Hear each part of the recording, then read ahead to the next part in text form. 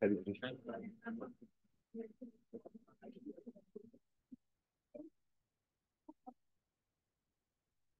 Salut.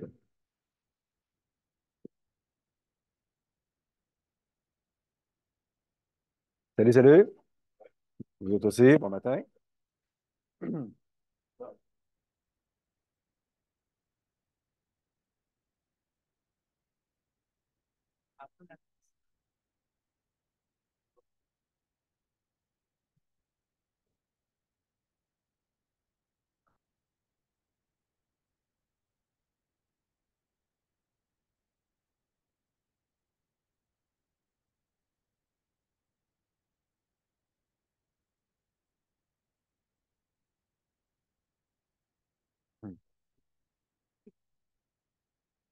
Alors, bon matin tout le monde.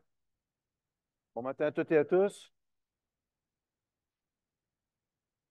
J'espère que vous allez bien cette semaine. Bonjour, bonjour. Bonjour. Salut tout le monde. Alors, content que vous soyez là encore une fois cette semaine. Et on va terminer la matière.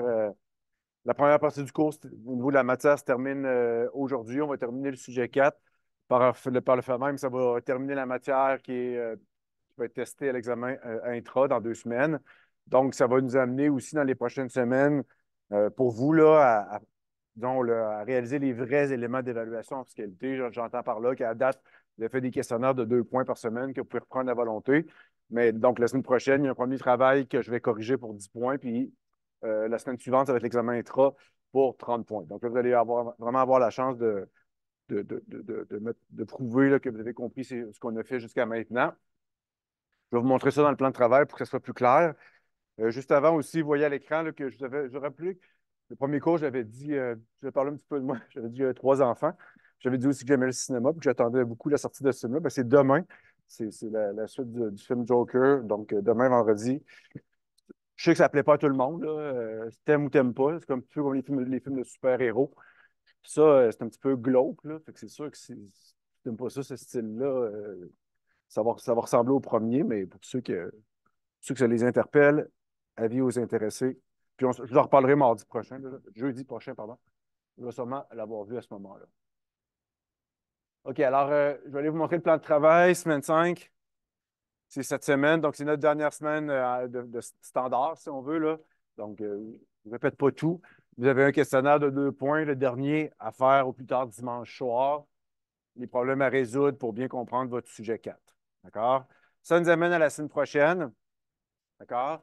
Je vais juste vous donner les grandes lignes, parce que je vais expliquer ça en classe jeudi prochain. Mais en gros, l'idée, c'est de vous faire venir en classe, de vous faire travailler sur un calcul de revenu d'emploi, un calcul de revenu d'emploi.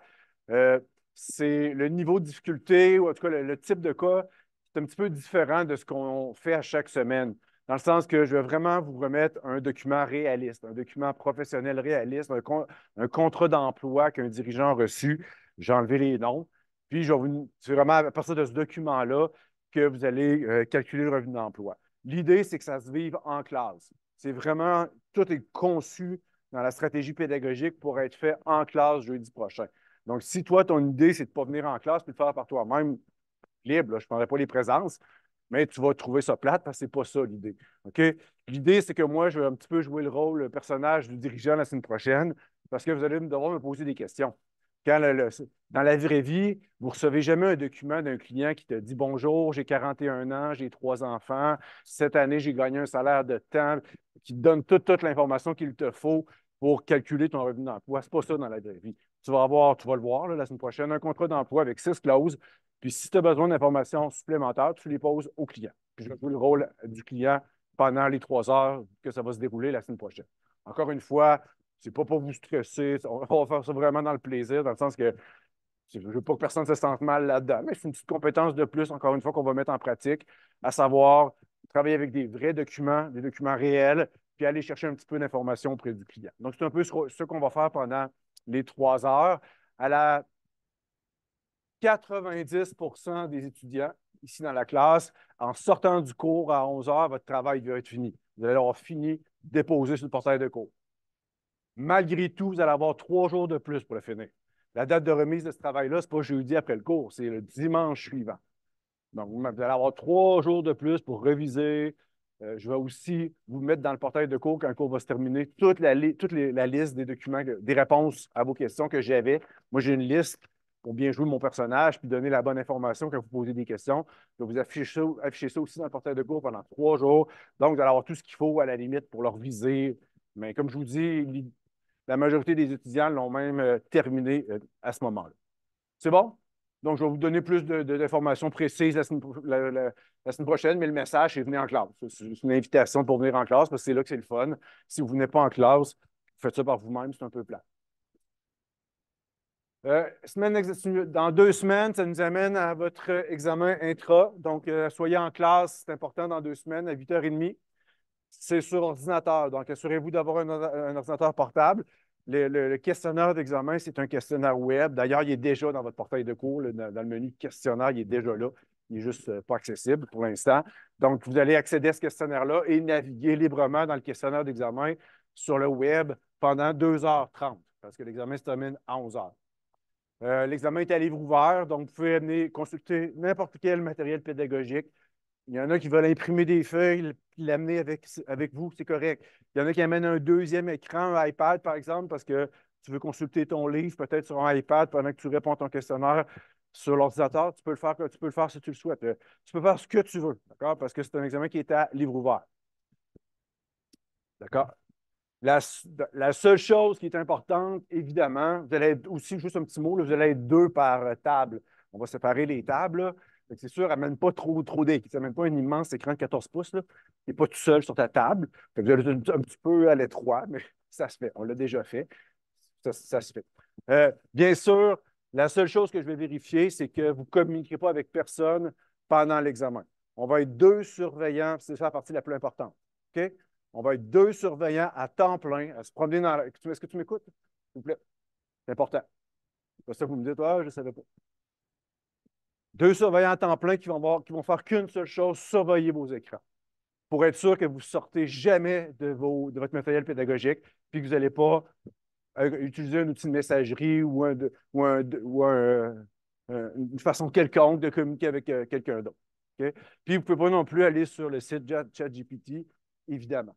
Donc, on se comprend. Vous restez si vous n'essayez pas de tricher, puis vous dites je reste dans mon matériel pédagogique, vous n'en aurez pas de problème. Si vous essayez de tricher puis de communiquer avec quelqu'un ou d'aller sur ChatGPT, on est 2 personnes à juste vous yeuter pour vous trouver. Puis je vais vous pogner. Je m'en fais une mission personnelle. C'est clair? C'est plate comme message. Je veux mieux faire des messages positifs, mais c'est ça la vérité. Il y a des tricheurs, il faut les pogner. Puis j'en mets de l'énergie là-dedans. C'est de l'énergie négative, mal placée, que j'aimerais bien mieux placer ailleurs, mais il faut le combattre. Pas besoin de ça dans notre profession. C'est bon? Il y a des questions par rapport à ça. L'examen va vaut 30 points, là, vous pouvez le voir. C'est good? Bien, merci beaucoup d'avance de respecter ça, comme vous le faites toujours. OK. Donc, notre travail, on termine notre revue d'emploi. Je vous montre ça. Je vous rappelle sur quoi on travaille pour terminer notre calcul de revenu d'emploi. Je vous montre le volume.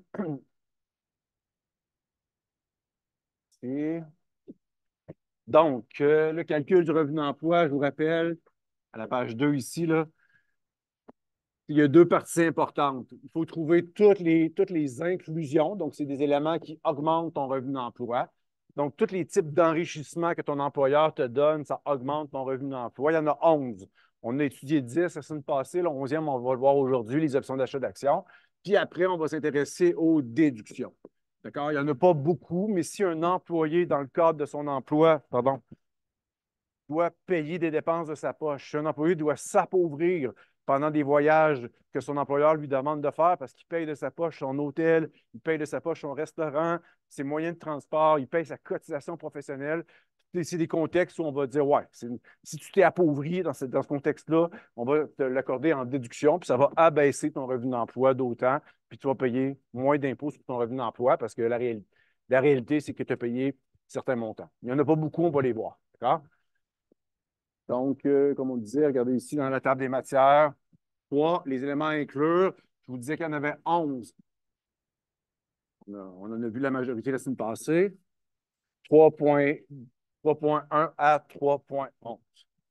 À l'examen, il y a 11 contextes où je peux traiter un calcul de revenu d'emploi. Il y a 11 situations où un employeur enrichit son employé. Je ne les lis pas toutes, là, mais ils sont là. 1, 2, c'est ces 11 contextes-là qui sont testés à l'examen. Le 11e qu'on va voir aujourd'hui, qui demande quand même une bonne analyse, c'est les options d'achat d'actions. D'accord? J'y arrive. Puis, dans un deuxième temps, nos déductions. Je pense qu'il commence juste ici, mes déductions. Ici. Donc, les éléments déductibles, il n'y en a pas beaucoup.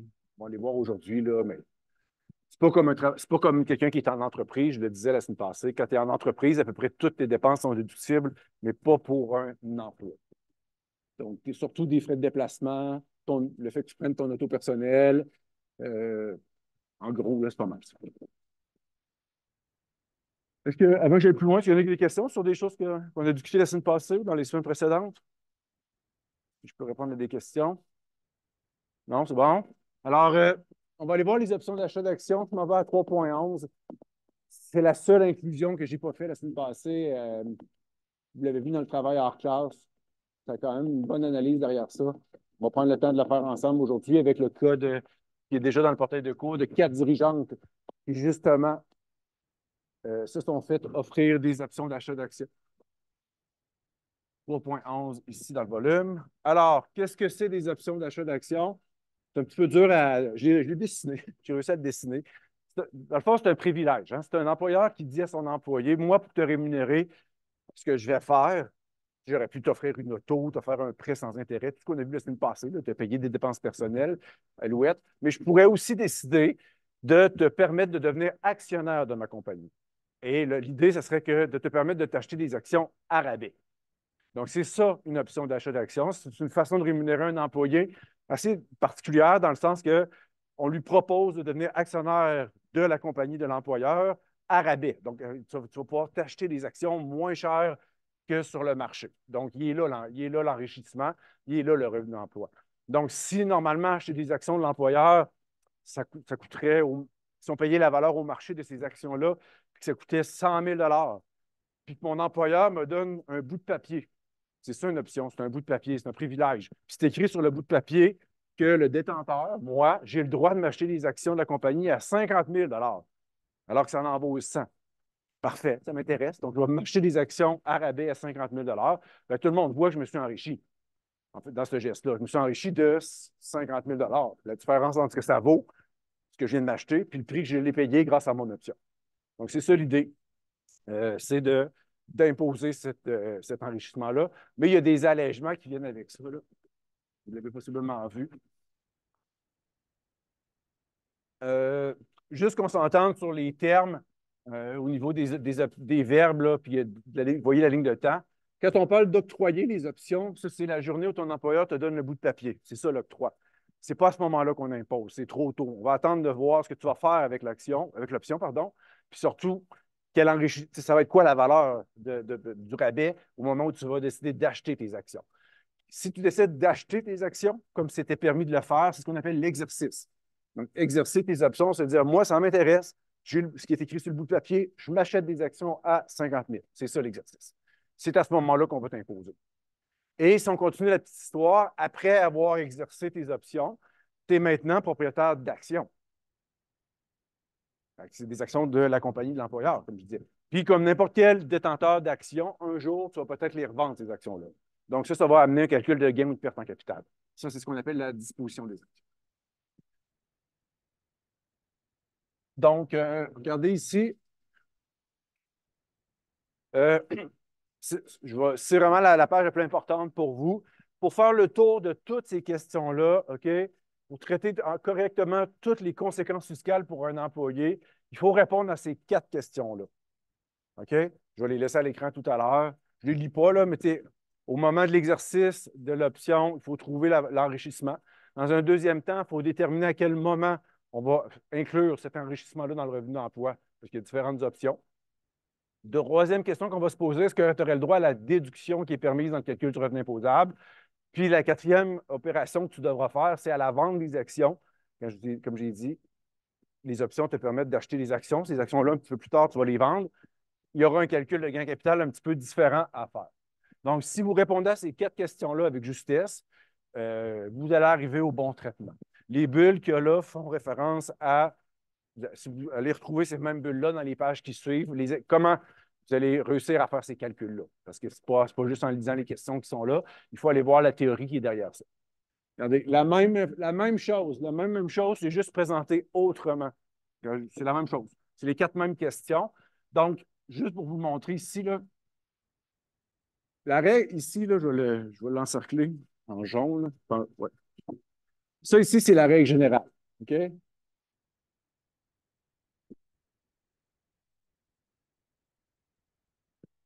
Donc, la règle générale dit qu'au moment de l'exercice, quand l'employé s'achète des actions à rabais, c'est à ce moment-là qu'on va l'imposer sur la valeur de son enrichissement. Dans mon exemple, ce serait un enrichissement de 50 000 J'avais dit qu'il achetait des actions qui valent 100 000, il paye juste 50. Il y a un beau cadeau, un bel enrichissement de 50 000. Ça serait la règle générale. Il y a 2 allègements qui sont offerts aux employés. D'accord? Il y a des conditions qui viennent avec ça. Vous irez voir les bulles. Le premier allègement possible, pour certains employés, on va te permettre de repousser le moment de ton imposition. Donc, ce n'est pas sur le chiffre qu'on va jouer. Ce n'est pas sur le montant imposable qu'on va jouer. C'est sur le moment qu'on va mettre ce montant-là dans ton rapport d'impôt. Donc, pour certains employés, ton inclusion, là, elle va être reportée à plus tard. Donc, au lieu que ce soit au moment où tu exerces tes options, ce ne sera pas tout de suite. On va attendre.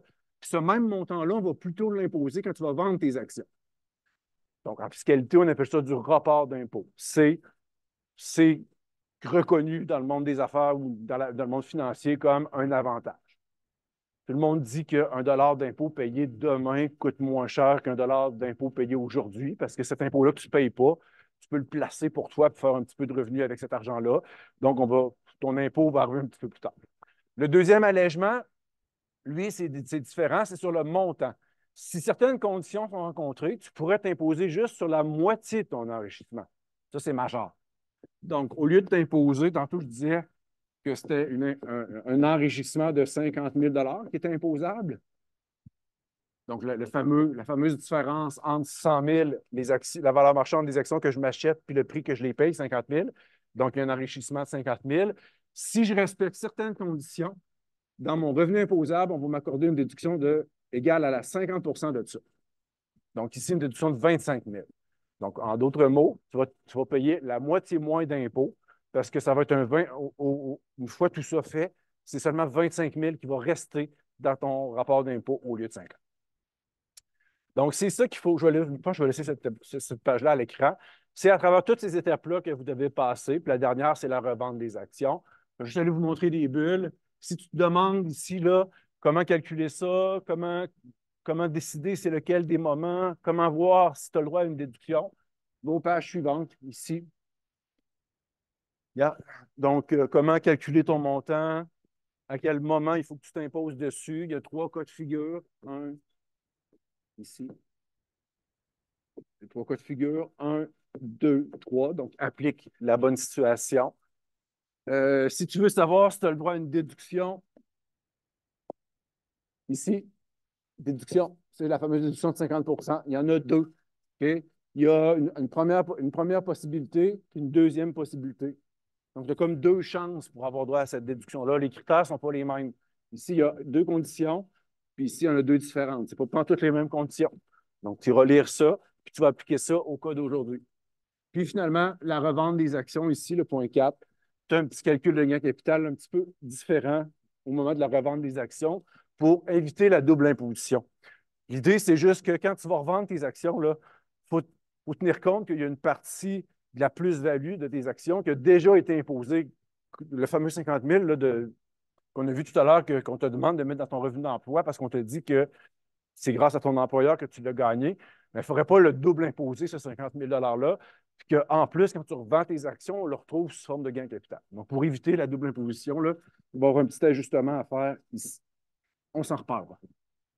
Donc voilà, c'est ça le plan de match. Je pense que je vous ai donné, j'ai pas mal d'idées. Donc, je laisse ça là. Je vous montre le code d'aujourd'hui. Vous l'avez peut-être déjà vu. Menu dans votre portail de cours, le menu document.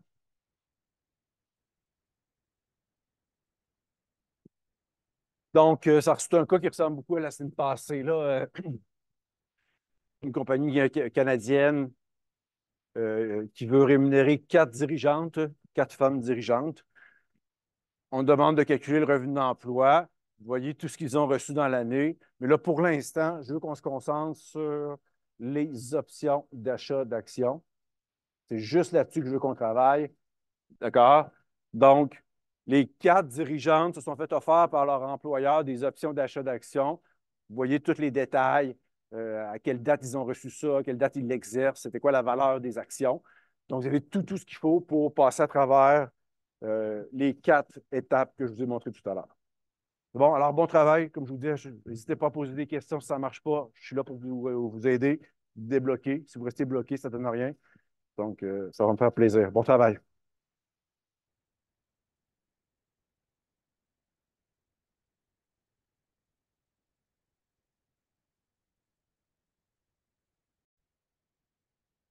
Puis on va regarder la solution ensemble. Je vais le faire tranquillement. Puis je vais surtout vous montrer que tout, tu sais, à chaque fois que vous me posez une question sur comment tu as fait comment on fait ce calcul-là, la réponse, je ne sais pas. Je ne sais pas par cœur.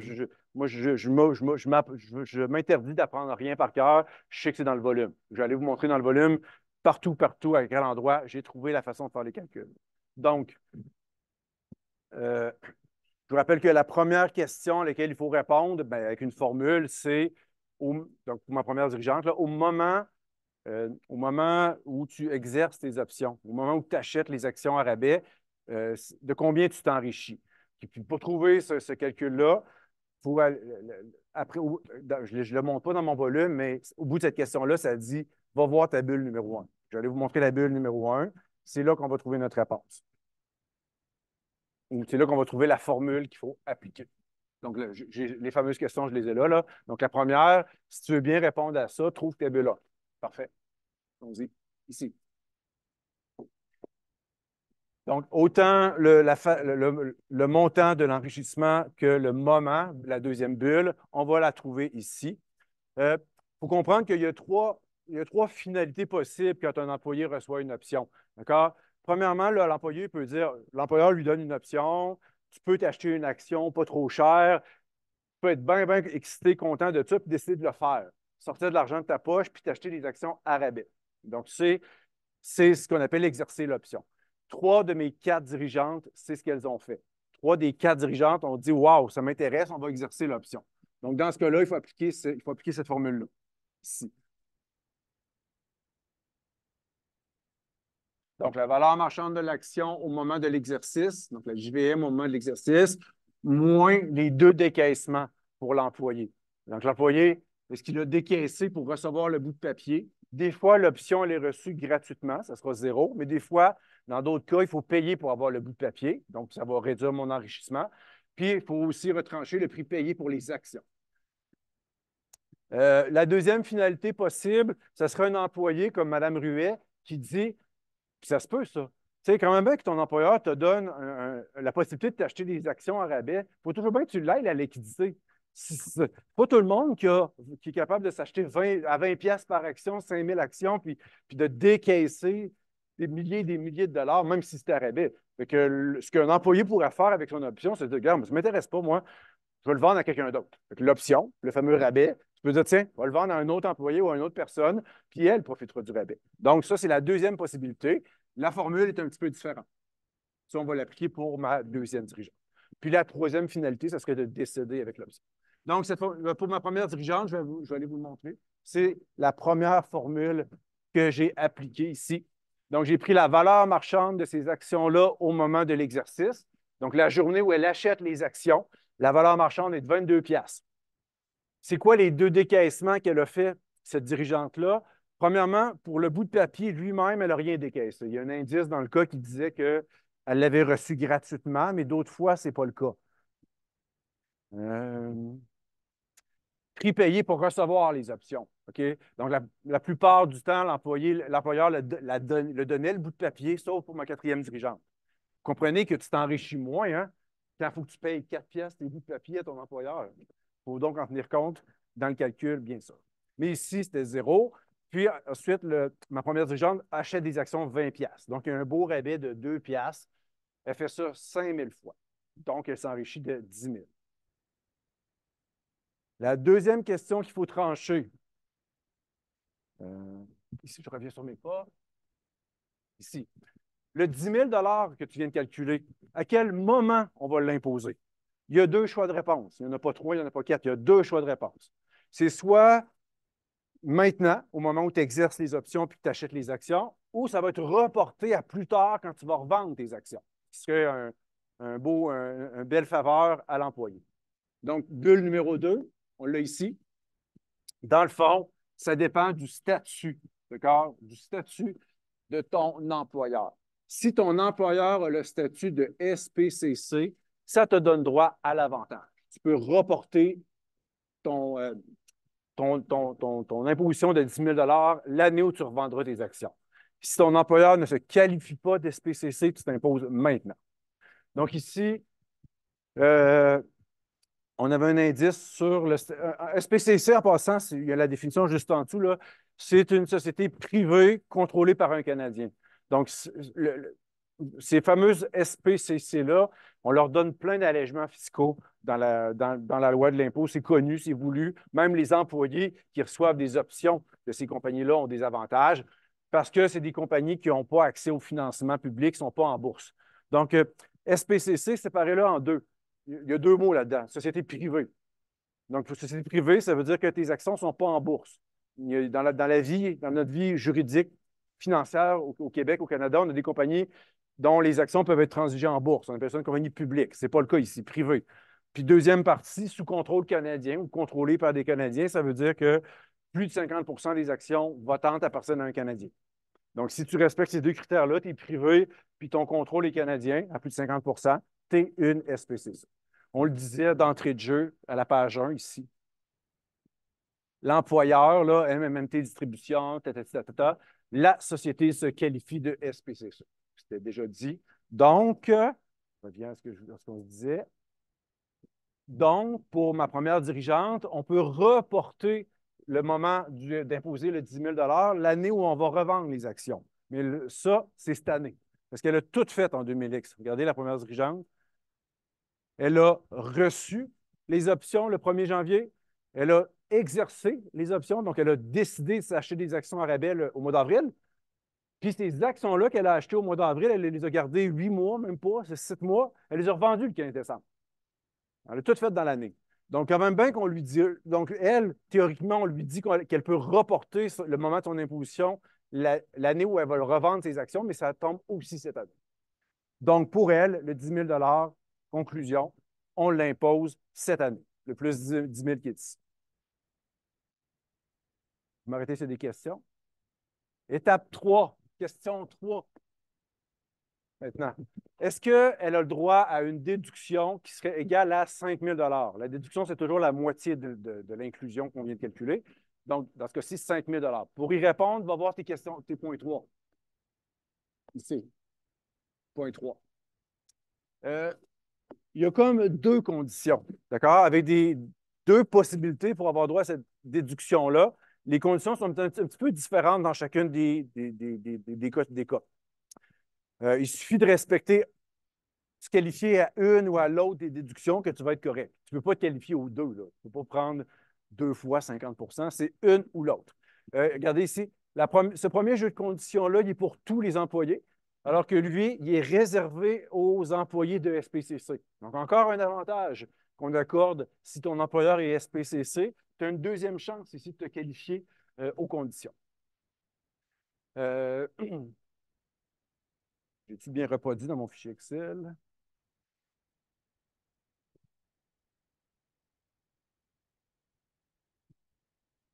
Donc, écoutez, on va essayer ça pour ma première dirigeante.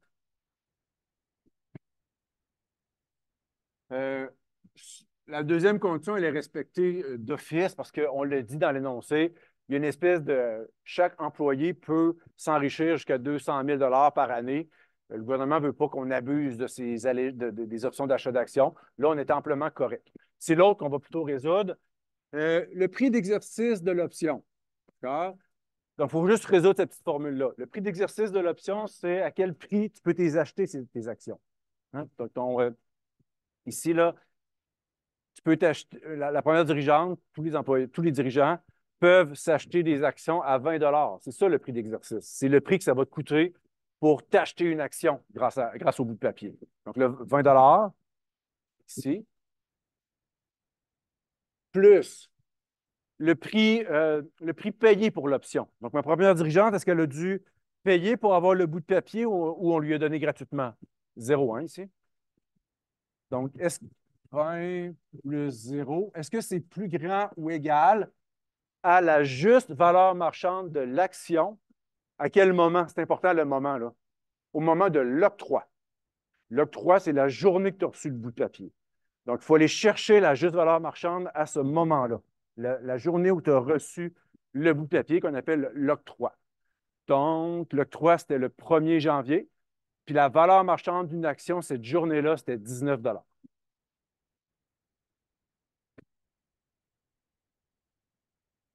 Donc, est-ce que 20 est plus grand que 19?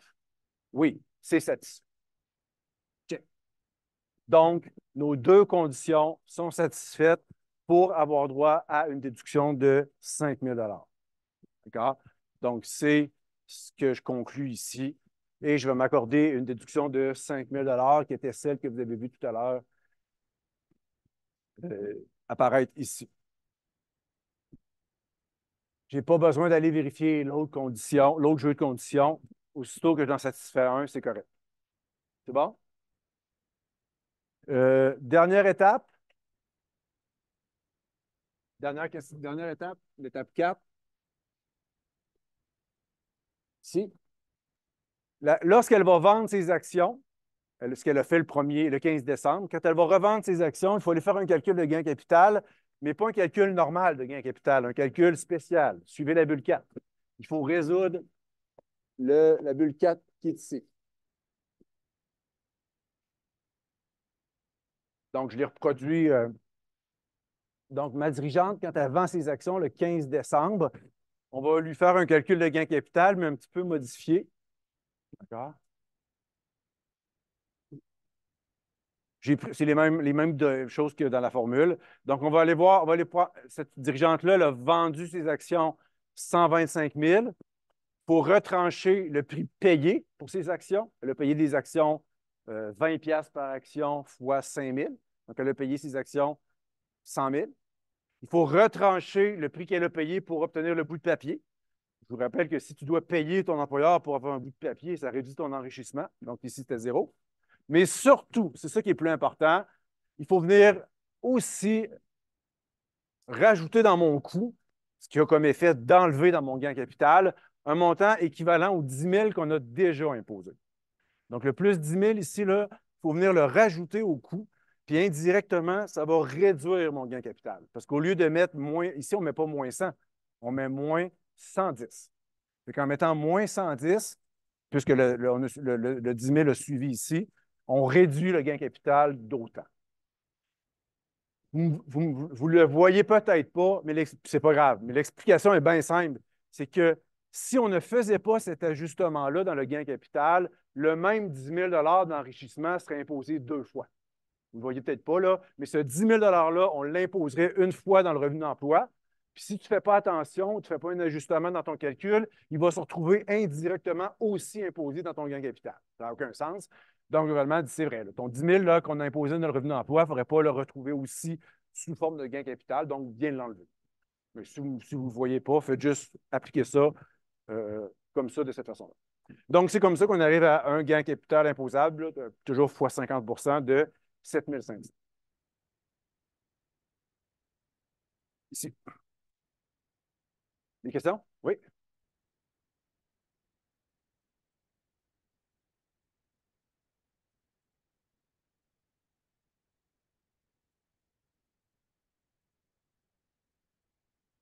sais pas à quoi tu fais référence quand tu me poses cette question-là. T'es dans le 10 000 qui est ici?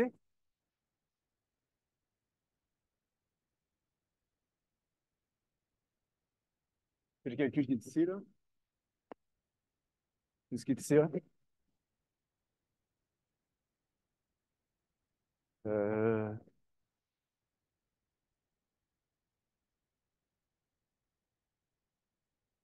si. C'est 22 fois 5 000, là. 110 000.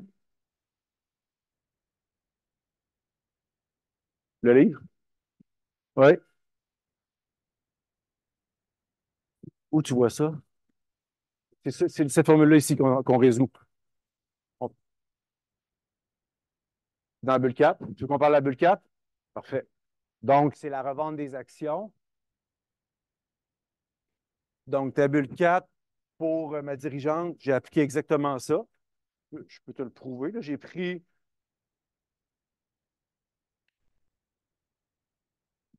ici,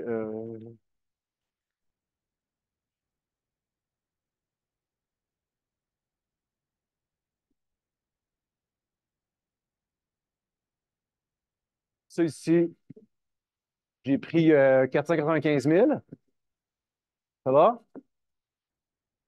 Moins la somme de trois chiffres. Le prix payé pour ces actions, c'est 100 000. Le prix payé pour obtenir ces bouts de papier, c'est zéro, les deux gratuitement. Zéro. Plus le 10 000 qu'on a inclus dans le revenu d'emploi, on vient le rajouter ici pour éviter qu'il soit double imposé. Fait que si je fais la somme de 100 plus 0 plus 10, ça donne 110. Fait que ici, c'est 495 moins 110 000, ça va donner quelque chose fois 50. C'est bon? Tu n'arrivais pas à ça, toi?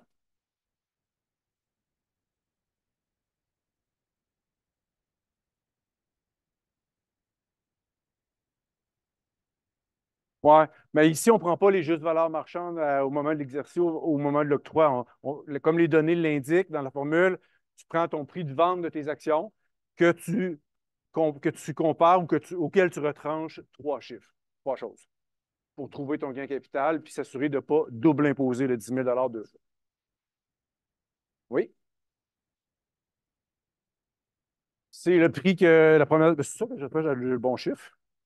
Je pense que oui, hein. C'est le prix de vente des actions de la première dirigeante. Fait que la première dirigeante, elle a vendu le 15 décembre ses actions pour 25 piastres. Fait que 25 piastres fois 5 000 actions qu'elle avait, ça donne 495 000. Donne pas ça, j'ai pas le bon chiffre? Ah, je m'excuse, je ne vais pas vous mêler. Mais c'est où je suis mêlé d'abord. J'ai pas pris peut-être pas les bons.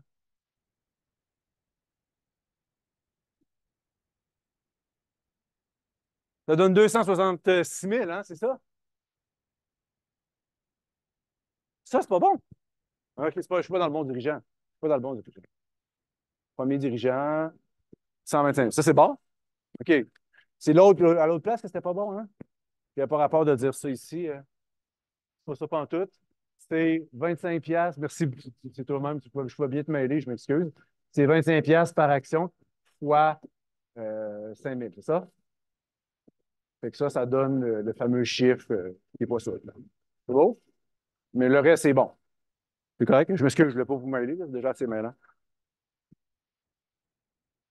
Autre chose? Y a autre place que je me suis trompé? Dites-le moi. Je vais y aller plus rapidement, OK, pour les autres dirigeants qui ont exercé, parce que c'est la même chose tout le temps.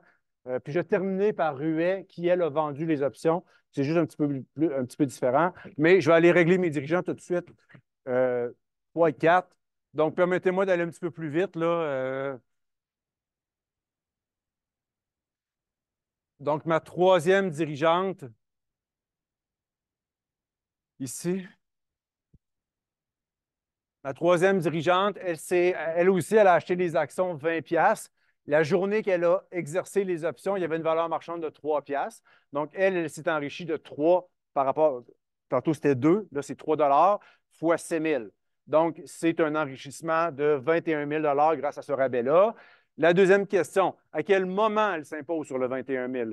Encore, donc je vous rappelle, la bulle numéro 2, ça dépend si ton employeur est SPCC. On l'a dit tout à l'heure, l'employeur il est SPCC pour tout le monde.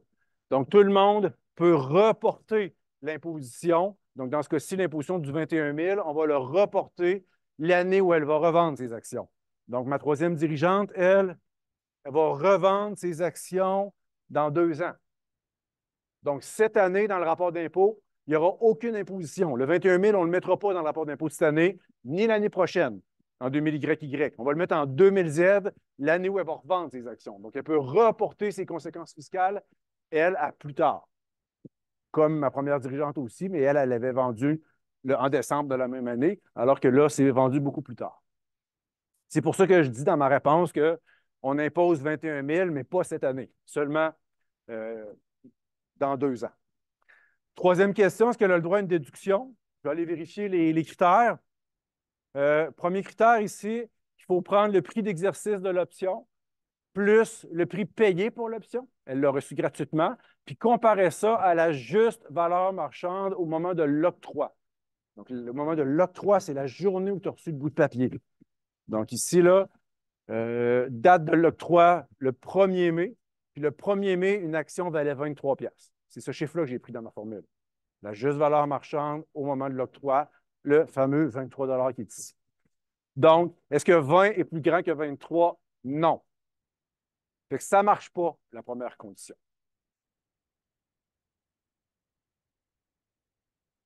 On va aller essayer la deuxième.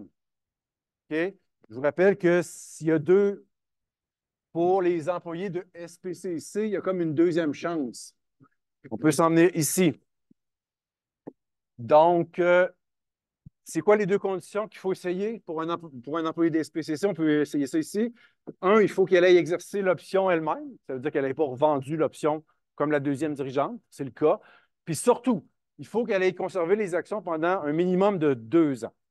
Donc, si on a la démonstration que l'action qu'elle a achetée, elle la conserve au moins 2 ans, ce critère-là est satisfait. C'est le cas. Je vais aller vous montrer les dates. Donc, elle a acheté pardon, ici. Elle a acheté ses actions le 1er mai 2000X.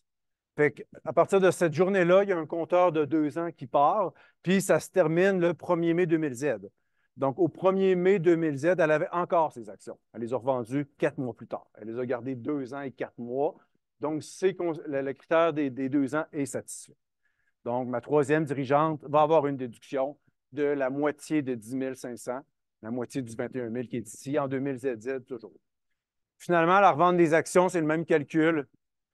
Elle a revendu ses actions en 2000Z, fait que prix de vente, moins le coût de ses actions, moins le prix payé pour son bout de papier, puis le fameux 21 000 qu'on vient enlever pour ne pas imposer 2 fois, tout ça fois 50 %. Dirigeante 4. Dirigeante 4. Elle, la différence, c'est que le bout de papier, il a fallu qu'elle le paye 4 piastres par bout de papier. Fait que c'est ça. Attendez-vous que ça réduise son enrichissement. Donc, elle s'achète des actions 20 piastres comme tout le monde, mais ce qui est différent, c'est le 4 piastres qui est ici. Elle, c'est la seule dirigeante à qui l'employeur a demandé d'acheter le bout de papier plutôt que de se le faire donner gratuitement. Évidemment que tu t'enrichis moins si ton employeur te le vend, le bout de papier, au lieu de te le donner. Donc, il faut le mettre dans le calcul. Donc, elle achète elle paye, dans le fond, elle a fait deux décaissements. Elle a fait un décaissement de 4 piastres pour avoir le bout de papier, puis elle a fait un autre décaissement de 20 piastres pour acheter des actions. Elle a fait 2 décaissements, un total de 24 piastres, pour acheter quelque chose qui vaut quoi? 25 piastres. Donc, elle s'est enrichie d'1 piastre. 1 piastre fois 15 000, elle s'est enrichie de 15 000 ici, on va imposer en 2000X parce que c'est l'année de la vente aussi. C'est un petit peu comme ma première dirigeante. Tout s'est passé en 2000X. Donc, comme elle a vendu ses actions dans la même année, le rapport n'est pas possible. Techniquement, il l'est, mais ça donne le même résultat. On l'impose maintenant. Au niveau des déductions, elle ne respecte aucune condition. Regardez ici. Donc, la petite formule, prix payé pour tes actions, plus le prix payé pour ton bout de papier. Est-ce que c'est plus grand que ta valeur marchande la journée de l'octroi, la journée où tu as reçu ton bout de papier? Ça, c'était ici, le 1er décembre, 25 piastres. Donc, la réponse, c'est non. La réponse, c'est non. Puis, donc, elle a une deuxième chance. Est-ce qu'elle respecte la deuxième chance? Elle a exercé les options elle-même? Oui. Est-ce qu'elle a conservé ses actions pendant au moins 2 ans? Pas du tout. Regardez, elle a tout vendu dans l'année. Elle a acheté des actions le 1er décembre, puis elle les a revendues 30 jours plus tard, dans la même année. Donc, ce critère-là de garder les actions 2 ans, il n'est pas satisfait. Donc, ici, il n'y a aucune déduction possible. On ne se qualifie ni au premier jeu de condition, ni au deuxième. D'où le zéro là, qui est ici.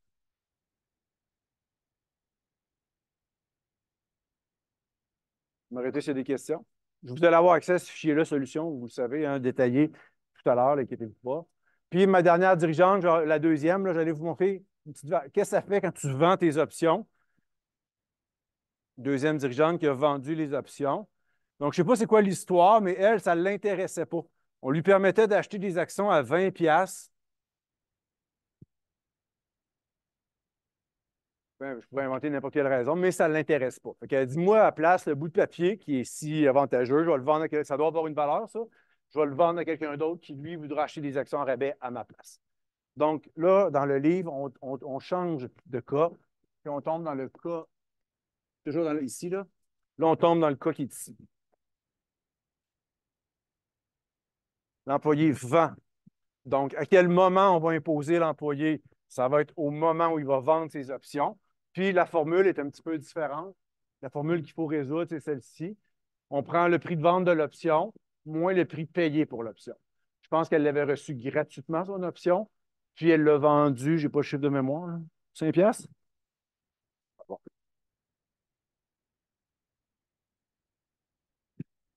Ouais, c'est ça. Elle avait 10 000 options reçues gratuitement. Elle les a revendues 5 piastres. Fait quand même un pas pire profit. 5 piastres par action fois 10 000. Donc, elle s'est enrichie de 50 000 en revendant les bouts de papier qu'elle avait reçus gratuitement. Donc, on va l'imposer maintenant sur le 50 000 elle va avoir droit ici à la déduction de 25 000 parce que le jeu de condition, le premier jeu de condition, il est satisfait. Donc, le prix payé, le prix d'exercice de ces options sur le bout de papier, c'était 20 c'est écrit, c'est la même chose pour les 4 dirigeants. Ici. Donc, le prix d'exercice pour tout le monde, c'était 20 plus le prix payé pour l'option, ici, 0. On le compare à la juste valeur marchande la journée que tu reçois le bout de papier, le 19 qui est ici. Donc, est-ce que 20 plus 0 est plus grand que 19? Oui. Donc, déduction de 25 000 Voilà.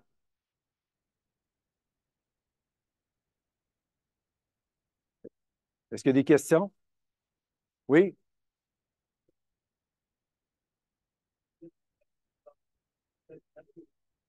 Oui. Non, le résultat final. Oui.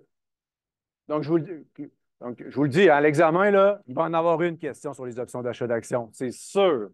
Sûr, sûr, sûr, sûr. Puis je vais te demander les 4 réponses aux 4 questions qu'il y a là. Je vais te demander de calculer l'enrichissement au moment où elle reçoit la question 1, là, au moment où elle exerce ses options, c'est combien l'enrichissement? 2, je vais te demander si elle peut reporter l'inclusion ou pas. 3, je vais te demander si elle a le droit à une déduction ou pas. Puis 4, je vais te demander de calculer un gain capital correctement. C'est sûr, sûr, sûr. Pratique-toi. C'est pas des calculs faciles, mais si tu les pratiques dans la BQ en fiscalité, tu en as plein de problèmes. Tu as tout ce qu'il te faut dans ton livre pour être capable de bien faire ces calculs-là. Je vous le dis, il va en avoir une question. C'est bien honnête. Bon, on va prendre la pause tout de suite, c'est le meilleur moment. Puis, donc, une quinzaine de minutes. Je reste ici si vous voulez qu'on regarde ça ensemble, ça va me faire plaisir. Sinon, on va reprendre à 10, puis on va terminer le problème avec les dépenses déductibles pour nos 4 dirigeants. À tantôt. Je vais aller te voir. Ben, je vais aller la voir après, mais je t'écoute. Sinon, tu peux rester. Il va rester là tout le temps.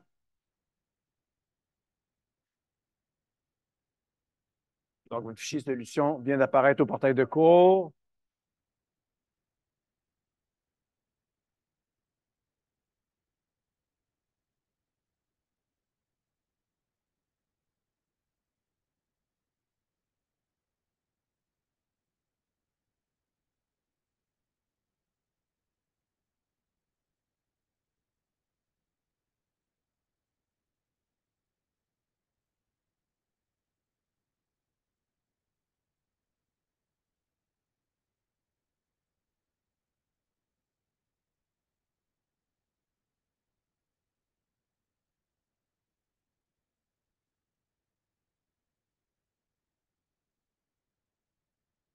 OK, je vais regarder ça avec vous. Je vais vous montrer dans le volume aussi à quel endroit on trouvait la théorie pour résoudre ça, là, parce que vous allez avoir besoin de faire ces analyses-là et d'arriver aux bonnes réponses à l'examen dans 2 semaines.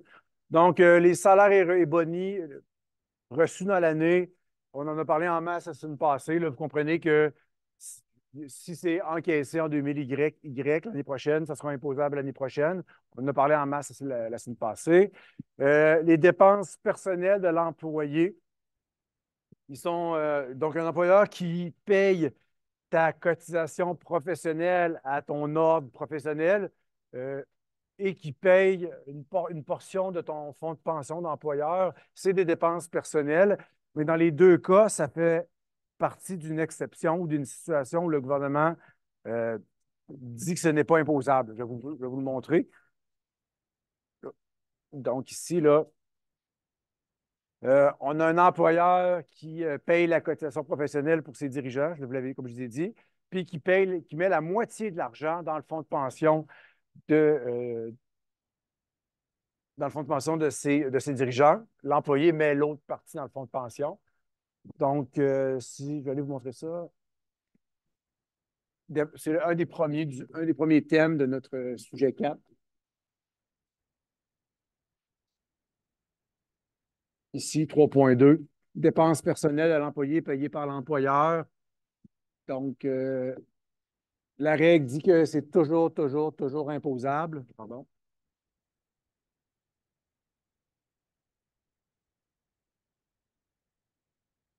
Si. Ouais, donc, la règle dit que c'est toujours imposable, sauf quelques exceptions. Puis,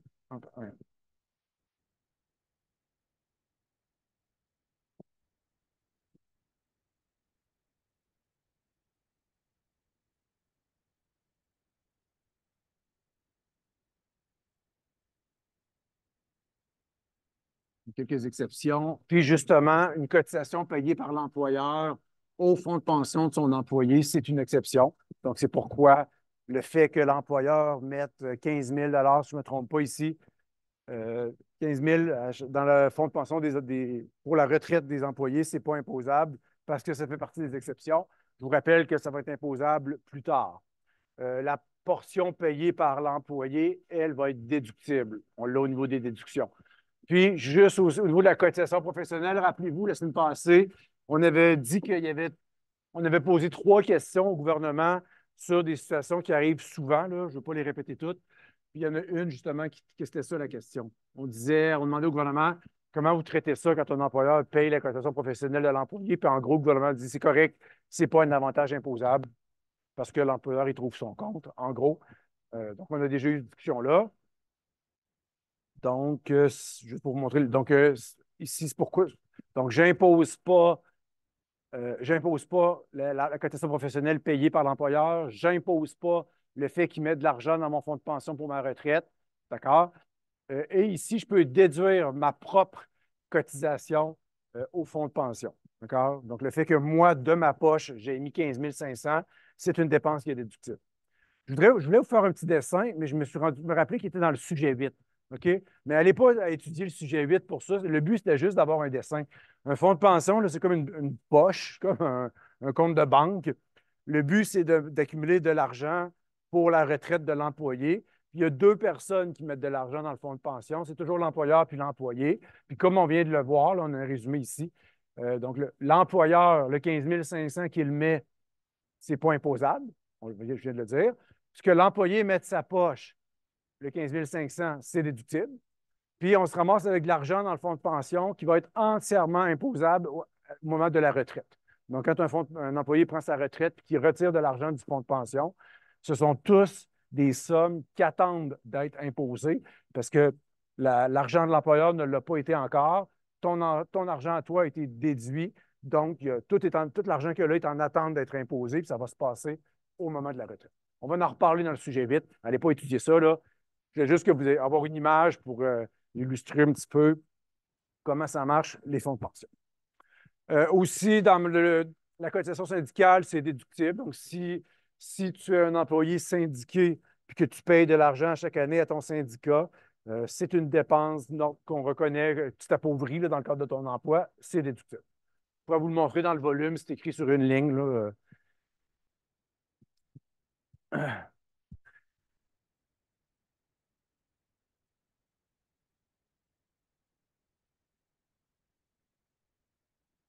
Ici, élément déductible, la cotisation, donc 4,3. C'est les cotisations syndicales, entre autres.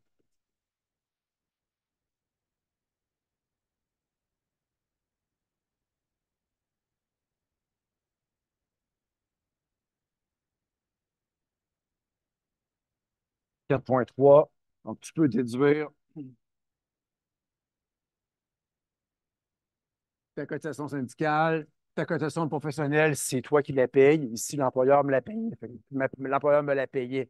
Donc, ça ne s'applique pas à moi dans mon cas, mais ça ici, ça s'appliquait. Donc, j'ai pu déduire toutes les dirigeantes ont pu payer, déduire les cotisations syndicales. Les autres, ça s'applique très rarement. C'est très rare qu'un employé doit se payer un adjoint ou se payer un bureau quelque part.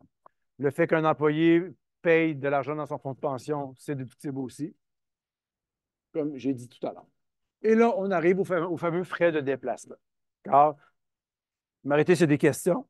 Donc, les premiers éléments de réponse, là, ça fait référence au sujet que je viens de vous montrer. Puis là, on va aller s'attaquer aux frais de déplacement. Il faut bien comprendre qu'il y a un lien direct à faire entre un employé qui va sur la route, qui paye des dépenses au restaurant, à l'hôtel, puis ses moyens de transport, et ensuite le fait qu'il va être dédommagé par son employeur en recevant une allocation. C'est toujours ça l'histoire. L'histoire, là, ces deux morceaux-là viennent toujours ensemble. Ils sont indissociables. Donc, en fiscalité, il faut traiter ces deux éléments. Il faut s'attendre à toujours traiter ces deux éléments-là ensemble. Donc, je répète, l'histoire, c'est toujours la même. C'est un employé qu'on envoie sur la route, puis l'arrangement, c'est que tu payes tes frais d'hôtel, tes frais de restaurant, tout ça, tu t'appauvris. Et là, après ça, après le voyage, tu reviens voir l'employeur, puis tu peux, dépendamment, l'employeur pourrait dire, je vais te dédommager en te donnant une allocation. D'accord? Pour vrai, il y a trois cas de figure possibles. D'accord? Puis ça va influencer. D'accord? On les a ici, là. Je suis à la page 180 de votre volume. On a trois cas ici. Donc, l'histoire commence toujours de la même façon. Mon employé est allé au restaurant pendant un voyage, à l'hôtel, ta. Puis là, il demande une allocation en retour. À son retour, il demande à être dédommagé par son employeur. Il y a trois réponses possibles, l'employeur. D'accord? Première réponse, je ne t'en donne pas d'allocation. Il n'y a aucune loi au Québec qui oblige un employeur à dédommager son employé. L'employeur peut très bien dire, moi, dans mes conditions d'emploi, tu as un super bon salaire, arrête de me le. Quand même bien que ça te coûtera un peu d'hôtel quand tu vas sur la route, là, tu es pas tranquille avec ça. Moi, je ne te donne rien pour ça. Donc, première situation, l'employeur ne t'en donne pas d'allocation. Il a le droit. Donc, tout le monde, est-ce que vous êtes d'accord avec moi pour dire qu'en finalité, je me suis appauvri dans ce voyage-là? Donc, tu auras droit à une déduction. Donc, tes frais de déplacement, tu vas pouvoir les déduire.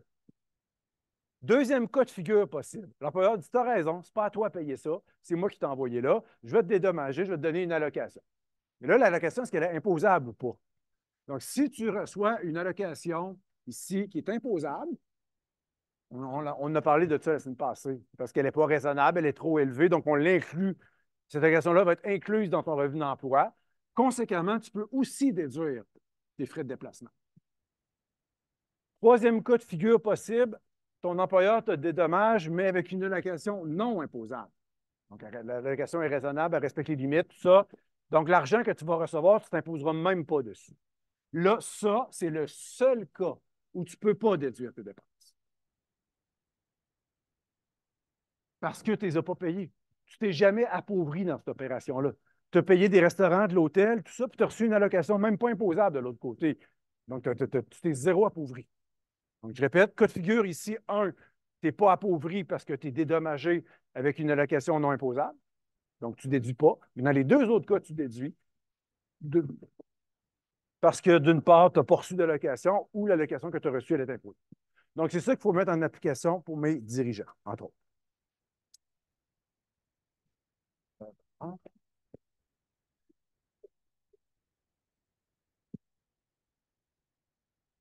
Donc, vous voyez ici, il y a deux raisonnements différents, le 4,5 puis 4,6, parce que le calcul n'est pas le même, là.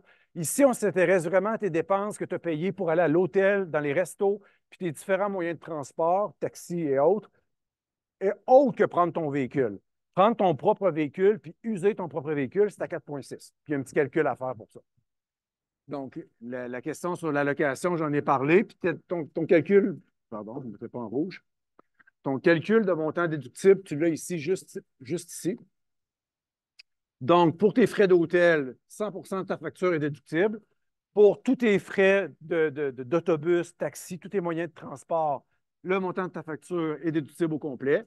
Puis au niveau des restaurants, attention, il faut faire fois 50 D'accord? Toujours, toujours, toujours. OK? Donc, une facture de restaurant, c'est jamais déductible au complet. Il faut faire fois 50 Donc, on va essayer de se rappeler de ça. Donc, si je vais voir au niveau de mes employés, les filles ont fait des voyages, les dirigeantes ont fait des voyages, sont allées au restaurant, à l'hôtel, ils ont pris des taxis. Vous avez les montants de facture et surtout, vous avez les allocations. Donc, ici, là, pour les frais de repas, je vais commencer par les frais d'hôtel ici. Les frais d'hôtel, l'allocation est non. L'employeur a dédommagé ses dirigeantes avec une allocation non imposable. Donc, ça veut dire que les filles ne pourront pas déduire aucune de ces dépenses-là parce qu'en bout de ligne, ils n'ont rien payé. Ils ont été dédommagés avec une allocation non imposable. D'accord? Donc, je pense que c'est ce qu'on a. Donc, frais d'hébergement, là, même si pour vrai, ils ont payé des dépenses d'hôtel, les trois premières filles ici, là, ils n'ont aucune déduction. Je pense que la quatrième, elle n'a pas reçu d'allocation. Je pense que c'est ça la différence. La quatrième, elle a payé 700 pièces pour des frais d'hôtel, puis son employeur lui a donné aucune allocation. Donc, elle pourra déduire son 700 elle tombe dans un des cas où c'est déductible. Donc, je répète, ici, aucune dépense. Je pense que la première dirigeante, elle n'a même pas payé d'hôtel. Oui, c'est ça. Donc, première dirigeante, elle n'a même pas payé d'hôtel. Deux et trois, ils ont payé de l'hôtel, ils ont été dédommagés avec une allocation non imposable. Le pourquoi de pas de déduction. Quatrième dirigeante, elle a payé son hôtel, elle n'a reçu aucune allocation. Elle peut déduire son 700. Au niveau je vais finir par les repas, là, les frais de taxi ici, même genre, les filles payent leur taxi, ils demandent une allocation de la part de l'employeur ne veut pas. Donc, toutes les dépenses de taxi qu'il y a là vont être déductibles au complet parce qu'elles l'ont payé de leur poche, puis l'employeur n'a rien donné en retour. Donc, je viens de déduire ici 168, 126, 336, puis la quatrième, je pense qu'elle n'a pas payé de taxi. Oui, ça ne change rien pour l'instant. C'est pour les repas que ça va. C'est pour ça que je finis avec les repas. Vous m'arrêtez, c'est des questions? Donc, j'ai fait les frais d'hôtel, j'ai fait les frais de taxi. Maintenant, il me reste mes restos. OK? Au niveau des restaurants, il y a c'est un petit peu plus sévère. Regardez ici, là, on y est justement. Au niveau de la déduction des frais de repas, ici, juste pour les repas, hein. C'est important de le retenir, là. Pour les repas, on est un petit peu plus sévère, le fameux 50 dont je parlais tout à l'heure. Mais il y a une petite condition de plus. Il faut que tu t'absentes pendant au moins 12 heures de la ville où tu travailles. Donc, pour pouvoir déduire des frais en résumé, je résume, pour pouvoir déduire tes frais de restaurant, en plus de toutes les autres conditions, il s'en rajoute une autre. Il faut que tu sortes de Québec parce que les filles travaillent au siège social de Québec. Donc, je pense que dans mes dirigeantes, j'en ai une qui n'est pas sortie de Québec, ici. Donc, Québec, alors que les autres sont allés ailleurs. Donc, pour ma première dirigeante, elle ne pourra pas déduire ses frais de repas parce qu'elle n'est pas sortie de Québec. Alors que pour mes trois autres dirigeantes, oui, ça va être possible. Donc, elle ici, elle a payé 120 pièces au resto. Elle n'a reçu aucune allocation. Elle peut déduire. Elle a payé 400 pièces dans les restos. Elle a reçu une allocation de 5 000, mais l'allocation est imposable. Donc, le 5 000, on va l'imposer, mais conséquemment, tu peux déduire ton 400 aussi. Et notre troisième est allée au resto pour 300 et elle n'a reçu aucune allocation. Donc, c'est ce qu'on a comme élément de solution au niveau des restaurants ici. Donc, première dirigeante, aucune déduction parce qu'elle n'est pas sortie de Québec, mais elle a reçu une allocation imposable de 2 000. On l'impose.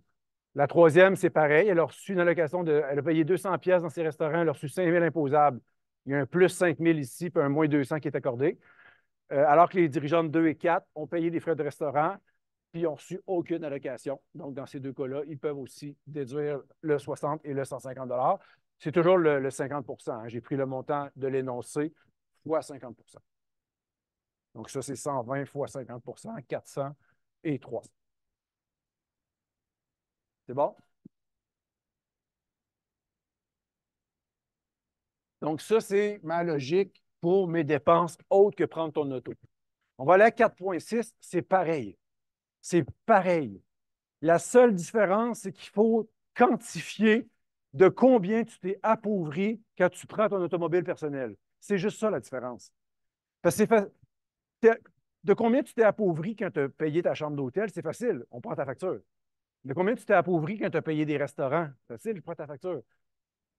De combien tu t'es appauvri quand tu as payé tes taxis, facile, je prends tes factures. De combien tu t'es appauvri quand tu prends ton auto personnel, puis tu vas virailler à Québec, puis à Jonquière, puis à Ottawa, puis à Toronto. C'est un peu plus délicat à calculer. C'est juste ça la différence. Mais la logique est la même. La logique est la même. Donc, 4.6, ici, auto personnel. On a toujours nos trois cas de figure possibles au niveau des allocations. Ça ne change pas. Donc, si tu ne reçois aucune allocation, tu peux déduire tes dépenses. Si tu reçois une allocation imposable, tu peux déduire tes dépenses. Et si tu reçois une allocation non imposable, là, tu ne peux pas déduire tes dépenses. Les filles, est-ce qu'ils ont reçu des allocations pour les déplacements auto? Je ne pense pas, hein? La dernière partie ici, là. Utilisation de leur auto personnel, blablabla. Allocation reçue dans l'employeur, 0, 0, 0, 0. Fait que l'employeur n'a donné aucune allocation. Les filles se sont donc réellement appauvries.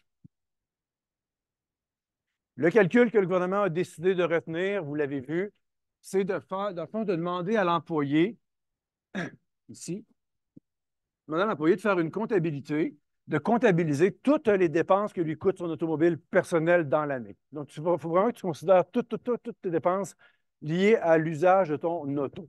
Donc, tes changements d'huile, ton essence, évidemment, tes pneus, tout ça, ton entretien. Si tu l'as loué, ton auto, tu mets tes frais de location dans tes dépenses aussi. Si tu l'as acheté, tu vas pouvoir prendre un amortissement. DPA, c'est déduction pour amortissement. Tu vas pouvoir prendre une fraction de ton coût en amortissement dans tes dépenses. Ton intérêt sur ton emprunt aussi. Donc, tout ça, ça va te donner le grand total de tes dépenses automobiles.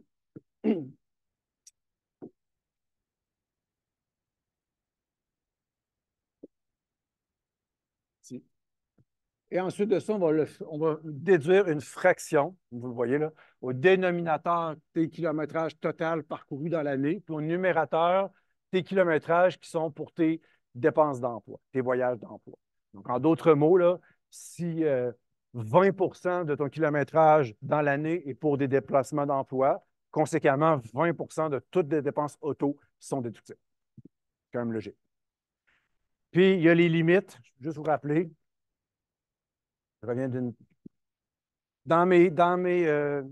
Je les mets en rouge, mes limites ici. Il y a une limite au niveau des frais de location. Il y a une limite au niveau de la DPA sur le coût d'achat. Ce n'est pas la même pour une voiture à essence, pour une voiture zéro émission. Il y a une limite aussi sur ton intérêt sur emprunt. Donc, le gouvernement dit aux employés, ben, c'est sûr que tu peux déduire tes dépenses auto, mais il y a une limite.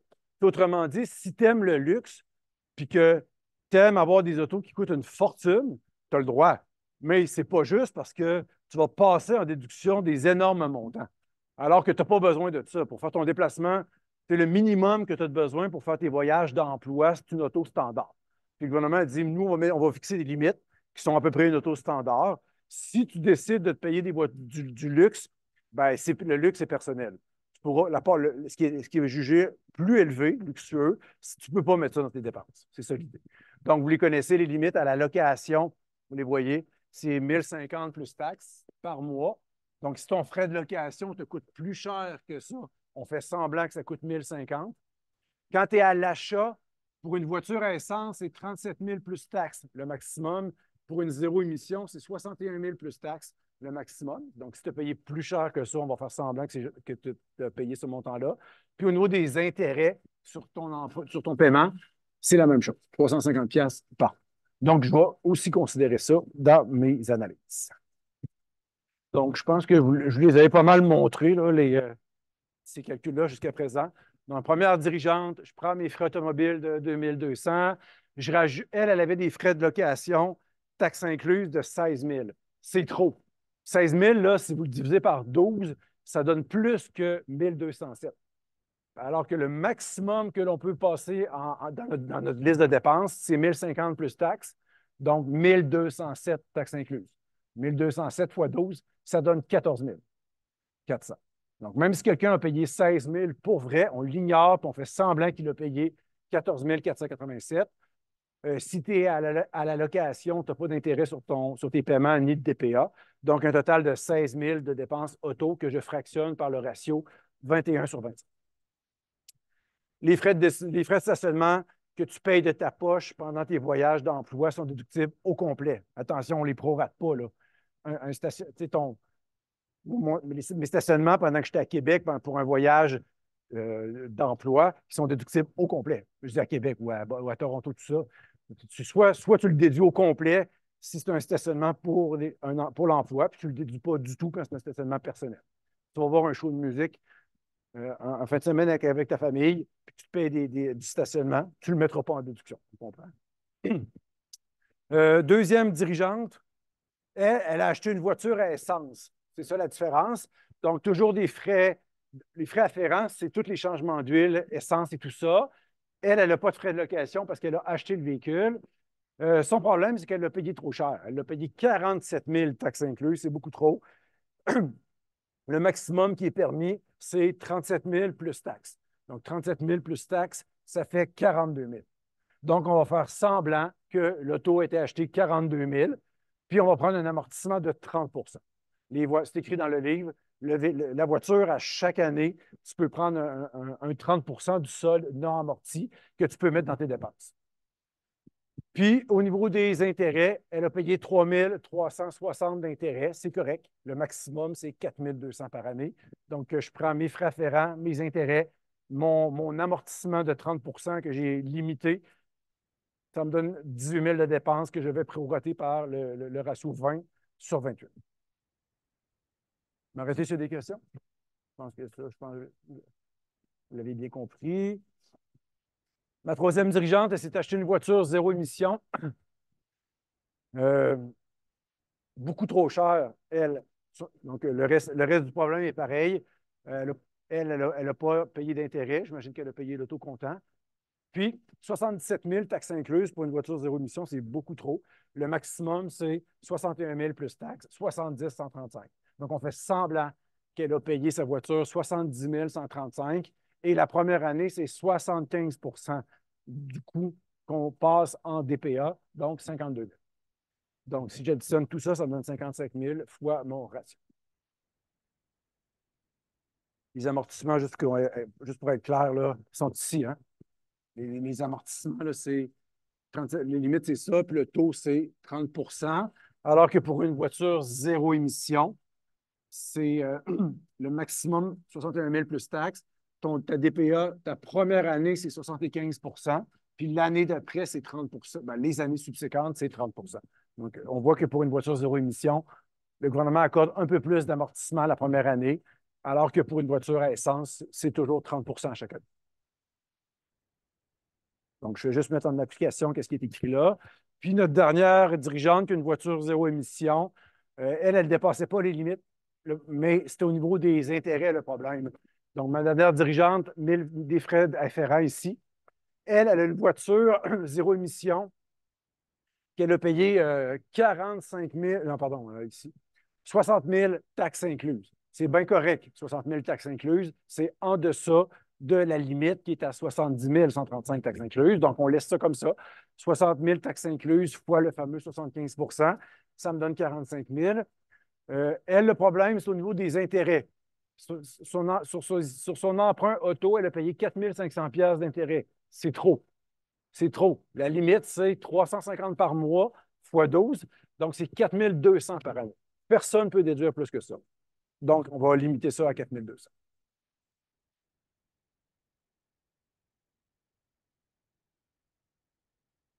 Donc, c'est comme ça que vous arrivez à vos réponses finales. Si je vous montre ça un petit peu plus dézoomé, là.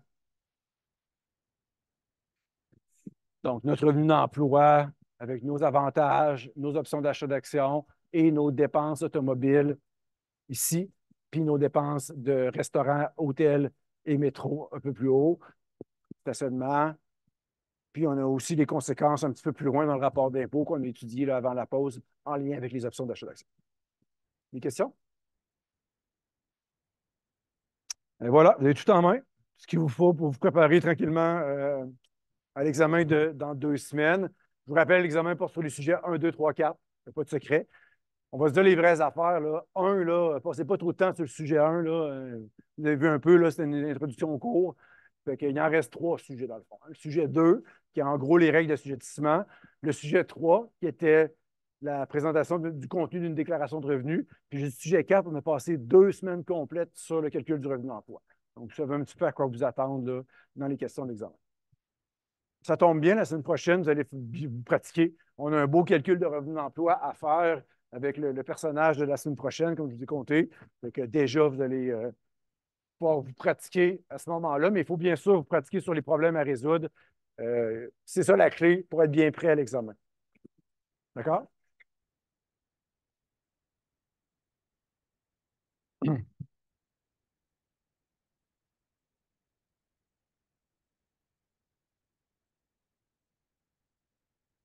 OK, alors.